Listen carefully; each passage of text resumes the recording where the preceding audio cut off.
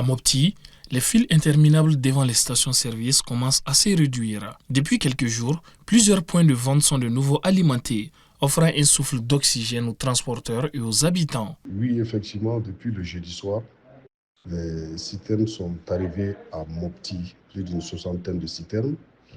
D'après les informations, tous ces citernes ne sont pas destinées uniquement pour Mopti. Il y a également pour les régions de Badangara et Douanza. Donc c'était de la joie, c'était de la manifestation un peu partout à travers la ville de Mopti, qui a d'ailleurs fait plus de 60 jours également sans électricité.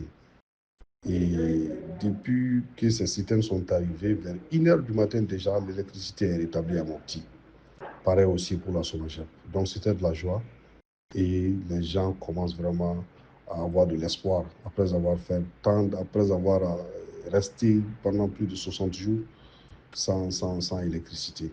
Même constat à 100, où les populations disent ressentir une légère accalmie. Si les livraisons restent encore irrégulières, la disponibilité du carburant permet déjà une reprise partielle des activités économiques. On avait constaté un léger répit, mais il faut le dire, le peu vaut mieux que rien. Sinon, on avait aperçu une cinquantaine de citernes, mais seulement 8 étaient destinées ici aux populations de 100.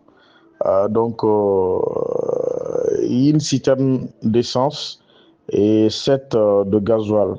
Donc, dont la moitié pour l'EDEM. Et cela limite fortement l'impact sur le marché noir qui s'était construit. Malgré ces signaux positifs, la situation demeure fragile. Dans ces régions, les habitants appellent à un approvisionnement constant pour éviter un retour des tensions vécues ces dernières semaines.